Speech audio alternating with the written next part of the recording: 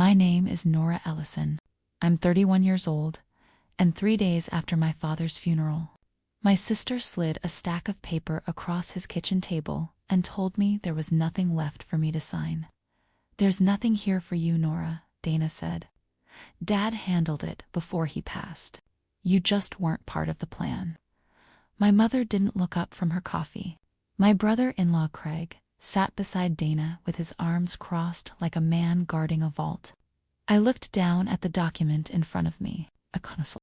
One page, dated 6 weeks before Dad died, transferring the house, the investment accounts, and the lake property entirely to Dana. My name wasn't in it once. "Some people just aren't built to inherit anything," Dana said, not even bothering to soften it. "Dad knew that about you."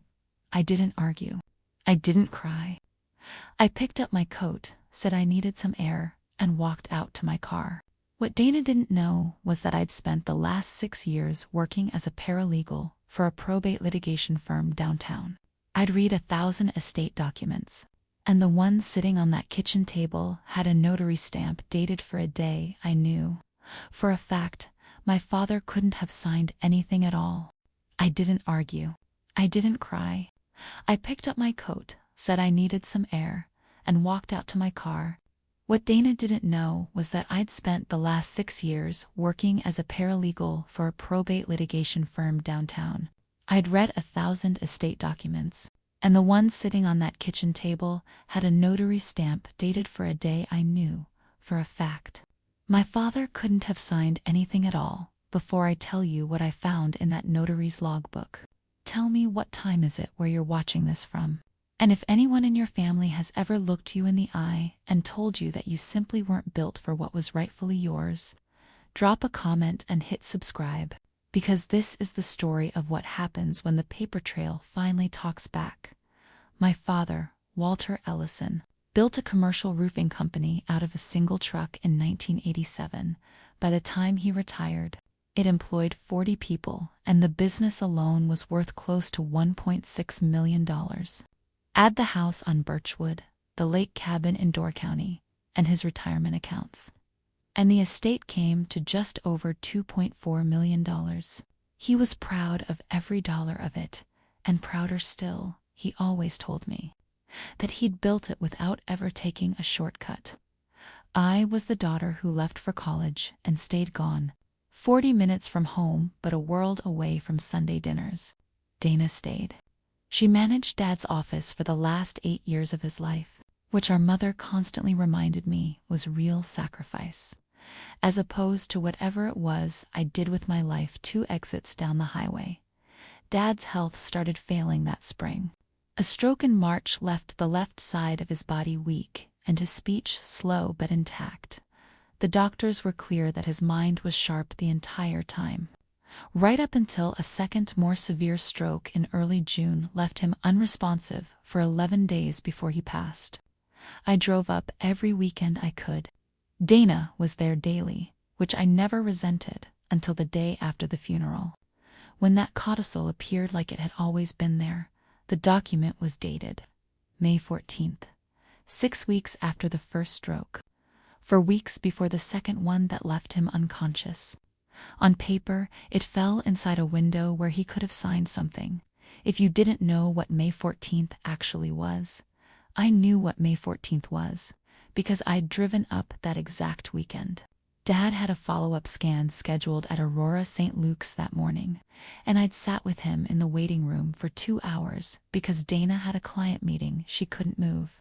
I remembered it specifically because we'd gotten burgers afterward, and he'd complained the whole time about hospital coffee. My father was in a hospital 40 minutes from his house on the exact day this codicil claimed he'd signed it, in his kitchen, in front of a notary. I didn't say any of that in the room. I've learned in 6 years of estate work that the version of you who reacts emotionally in the first 5 minutes is the version people dismiss later as bitter. So I said I needed air, and I got in my car. And I called the one person who could tell me whether my memory was as solid as I thought it was. Aurora's patient records confirmed it within the hour, a 9:40 a.m. check-in for a follow-up CT. Discharge notes timestamped 12:15 p.m. The codicil listed a signing time of 10:30 a.m. at the Ellison residence on Birchwood Lane, 22 miles from the hospital where my father was provably lying in a scanner. That's not a scheduling coincidence. That's not an honest mistake. That's a forged document with a fabricated times, and somebody had been careless enough or arrogant enough to not check a hospital record before filing it with a notary. I want to walk you through exactly how I built the case, because the next 3 weeks of my life were the most methodical I have ever been about anything. The first thing I pulled was the notary log. In Wisconsin, notaries are required to keep a journal of every signing, name, date, type of document, and often a thumbprint.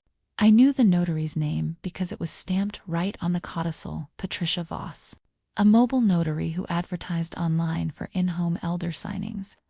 I called her office under the pretense of scheduling a signing of my own, and asked casually whether she kept records going back a few months. She said absolutely.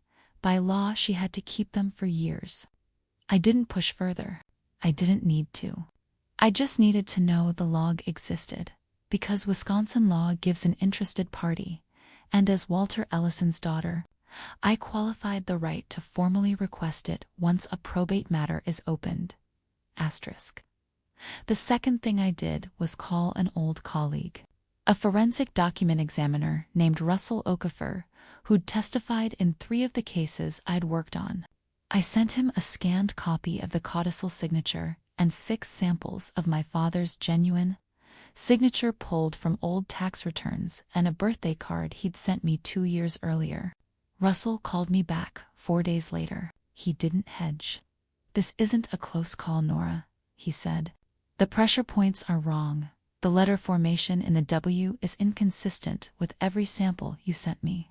And there's tremor compensation in your father's genuine signatures from the stroke that's completely absent here.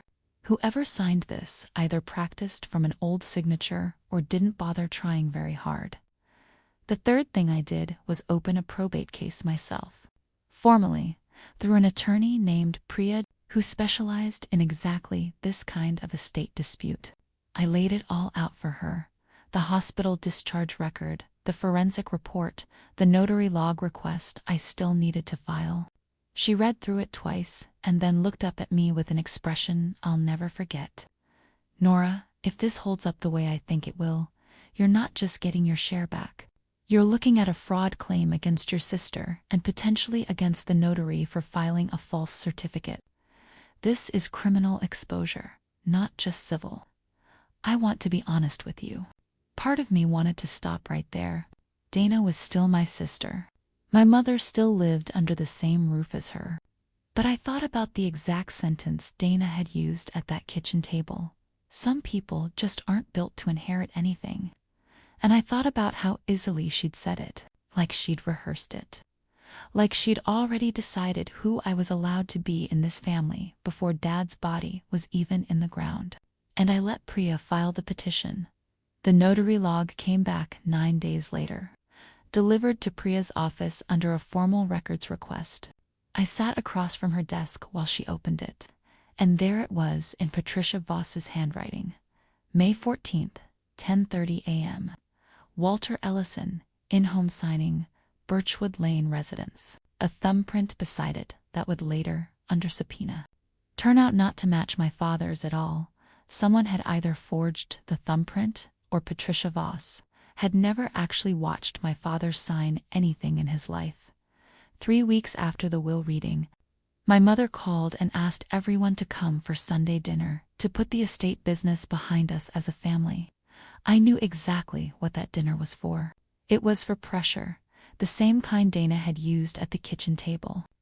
Except with an audience this time, my Aunt Carol, my cousin Beth, people who'd nod along and make me feel small enough to drop the whole thing quietly. I told my mother we'd come. I brought 3 things with me: the hospital discharge printout, Russell's forensic report, and a copy of the notary journal entry with Priya's letterhead attached. I didn't bring them to start a fight. I brought them because paper doesn't perform. and I was done sitting in rooms where the only tool available to me was my own testimony, against my sister's certainty. Asterisk's dinner started exactly the way I expected. My mother made a toast about healing. Dana talked about how exhausting the last year had been, managing Dad's care almost entirely alone, which stung, because it wasn't entirely true, but I let it sit. Craig mentioned, a little too casually, that they'd already gotten a contractor quote for renovating the lake cabin. And then, when Aunt Carol asked how I was holding up with the whole estate thing, Dana said it again, this time smiling. Nora's had a rough time accepting that Dad made his choice. Some people just aren't built to inherit anything, and that's okay. It's not a competition. I set my fork down. You're right that it's not a competition, I said. It's a felony. The table went quiet the way a table only goes quiet once. I opened my bag and set the 3 documents in the center of the table. One at a time, the way I'd rehearsed it in the car. This is Dad's discharge. Paperwork from Aurora St. Luke's. He checked in at 9:40 in the morning on May 14th for a CT scan and was discharged at 12:15 in the afternoon. I sat with him in that waiting room. I have the timestamp to prove it. Nobody spoke. This is a forensic handwriting analysis from a certified examiner. His conclusion is that the signature on Dad's codicil doesn't match 6 verified samples of Dad's real signature, and that it's missing the tremor pattern that shows up in every document Dad genuinely signed after his first stroke. Dana's face had gone very still. And this is the notary journal for Patricia Voss, dated the same day, claiming Dad signed this codicil at 10:30 in the morning in his kitchen on Birchwood Lane, 22 miles from the hospital, where he actually was at that exact time. On a scanning table, my mother's hand went to her mouth. Craig looked at Dana, not at me, the way you look at someone when you suddenly need them to have an explanation you can believe. I don't know what you think you're proving, Dana said. But her voice had lost its certainty. Dad wanted me to have the house. He told me himself. Maybe he did, I said. But he didn't sign this document, and someone is going to have to explain to a judge who did, and why they filed it with a false notarization. I told them calmly that a probate fraud petition had already been filed, that the State Notary Regulatory Board had opened its own inquiry into Patricia Voss once Priya reported the discrepancy, that depending on what came out of it, this wasn't just about the estate anymore. Filing a fraudulent document with a court carries criminal exposure in Wisconsin. And I hadn't decided yet whether I intended to push for that, or simply let the civil case unwind the transfer. I want to be clear that I didn't gloat. I didn't raise my voice once. I let the documents do what documents do, which is exist, regardless of how anyone in that room felt about them. The consequences, once they started, didn't happen all at once. They happened in pieces. The way a structure comes down floor by floor instead of in one collapse. The first thing to go was the notary's license. The state board's investigation moved faster than the probate case, and within 6 weeks, Patricia Voss's commission was suspended pending a full hearing. Her attorney, trying to limit her exposure, provided a statement to investigators that Dana had, in fact, brought the document to her priest, told her it was a formality her father had already agreed to, and asked her to simply notarize it without a witnessed signing. Voss claimed she believed the story. The board didn't fully believe her either, but her cooperation meant she avoided the worst of what she could have faced. Once it entered the case file, ended any question about who was responsible. The second thing to go was the codicil itself. Priya filed a motion to void the document based on forgery and fraudulent notarization, and because the hospital timestamp made the timeline essentially impossible to argue around. Opposing counsel, the attorney Dana had hired, recommended she not contest it. Fighting a discharge record from a hospital system, he told her plainly, was not a fight she could win. The codicil was voided. The estate reverted to my father's original, properly executed will from 4 years earlier. The one that split everything evenly between Dana and me, the house. The business precedes the lake cabin, and the accounts. Each of us entitled to roughly $1.2 million. I didn't take more than what that original will gave me. I want to be honest about that, because I know some of you are hoping I walked away with everything and Dana walked away with nothing. That's not what happened, and it's not what I wanted. What I wanted was for the true document, the one my father actually signed with his own hand, tremor and all, to be the one that counted. The third thing to go was quieter, and in some ways it was the part that actually changed something. My mother stopped taking Dana's calls for the better part of a month. Not because she'd decided I was right, but because she couldn't reconcile the daughter she'd defended at that dinner table with a woman who'd handed a stranger a pre-signed document and asked her to lie about watching a stroke survivor hold a pen, my mother told me, on the phone, in a voice I hadn't heard her use in years, that she didn't know what else Dana might have done that she simply hadn't caught. Craig moved out of the house on Birchwood 2 months later. I don't know all of what happened in that marriage, and I've never asked. What I do know is that the renovation quote for the lake cabin never got used, because the cabin was never solely Dana's to renovate in the first place. Dana texted me once, near the end of it all. 3 words. I need you. I thought about that message for a long time before I answered it. I thought about the kitchen table, the codicils sliding across it, the sentence she'd used twice like it was a fact she'd already settled. Some people just aren't built to inherit anything. I thought about how easily she'd said it, and how little it had cost her to say it, right up until it cost her everything. I wrote back 4 words. Some people aren't built to forge signatures either. I hope you learn that too, she never replied. My father used to tell me that a business built on shortcuts collapses the first time somebody actually checks the paperwork.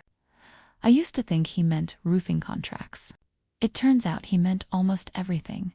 I split the inheritance the way his real will intended. I used part of it to pay off my student loans, part of it to help my mother with the property taxes on the house she still lives in alone, and I kept the rest for the kind of quiet, boring financial security my father spent 40 years building one shingle at a time. I don't think what I did was revenge. Exactly. Revenge would have been taking everything and making sure Dana had nothing left to stand on. What I did was simpler than that. I refused to let a lie outlive the man it was told about. I let the truth, a hospital timestamp, a forensic report, a notary's own signed confession, do the one thing my sister never expected it to do. I let it talk. If someone in your life has ever told you that you weren't built for what was rightfully yours, I want you to remember this. Paper doesn't have feelings, and it doesn't back down under pressure. Sometimes the quietest form of justice isn't a raised voice at a dinner table. It's a hospital timestamp, sitting patiently in a records office, waiting for someone to finally go and get it. Before you believe someone's version of what happened, take that as your sign. Share this with someone who's ever been told they weren't built to inherit what was theirs. Drop a comment, hit subscribe, and I'll see you in the next one.